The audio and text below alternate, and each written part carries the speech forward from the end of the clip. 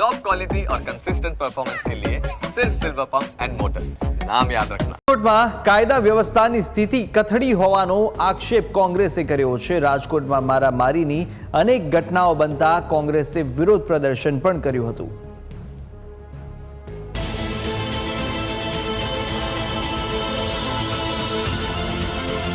રાજકોટમાં એક જ મહિનામાં હત્યાના 4 બનાવ બનતા શહેરમાં કાયદા વ્યવસ્થાને લઈ કોંગ્રેસે વિરોધ પ્રદર્શન કર્યું હતું।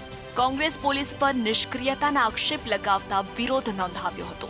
રાજકોટ પોલીસ કમિશનર પાસે રાજકોટ કોંગ્રેસ સમિતિએ ધરણા માટે મંજૂરી માંગી હતી, પરંતુ ટ્રાફિકની સમસ્યાને લઈ મંજૂરી ન મળતા કોંગ્રેસ મંજૂરી વગર ધરણા કાર્યક્રમ યોજ્યો હતો। રાજકોટમાં કાયદો ને વ્યવસ્થા ખાડી ગયેલ છે અને રાજકોટમાં ગુંડારાજ આવી ગયું છે।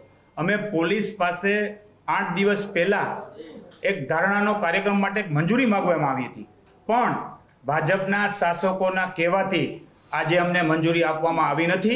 તો બીજી તરફ કોંગ્રેસે પત્રકાર પરિષદ યોજી કોંગી નેતાઓ સરકાર પર વરસ્યા હતા। કોંગ્રેસ નેતા ઇન્દ્રનીલ રાજગુરુએ કાયદા વ્યવસ્થાની સ્થિતિને લઈને સરકાર પર આકરા પ્રહારો કર્યા હતા।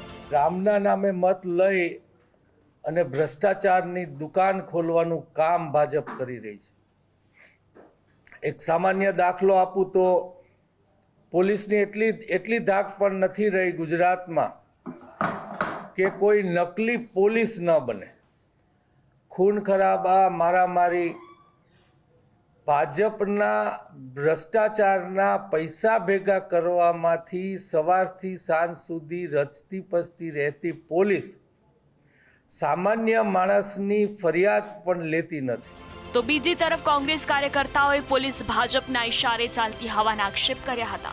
ગુંડાગીર્દીઓ વધી છે, ગુંડાગીર્દી બીજેપીના ચુસ્ત ટેકેદારો હોય છે અને રાજકોટની પોલીસ મોટા ભાગે તો છે ને ટાર્ગેટ જે કમિશનર આપે કે તમારે 40 કેસ કરવાના, 50 કેસ કરવાના, એમાં જ રચ્યા બચ્યા રહે છે। જે મૂળ કામ જે પોલીસનું છે એ કામ મૂકી અને ભાજપનું જે કામ કરવાનું હોય માત્ર ભાજપનું કામ કરે છે। ગુંડાઓ બેફામ થયા છે। મહિલા કોંગ્રેસના નેતાએ આક્ષેપ કર્યા હતા કે રાજકોટમાં ધોળા દિવસે લુખ્ખા તત્વોનો આતંક જોવા મળી રહ્યો છે। કોઈને પણ છરી મારવી, ગોળી મારવી કે લૂંટ ચલાવી જેવી ઘટનાઓ સામાન્ય બની રહી છે। વધુમાં તેમણે કહ્યું કે ગુજરાતને બિહાર થતું અટકાવવા માટે કોંગ્રેસ દ્વારા આ પહેલ કરવામાં આવી છે।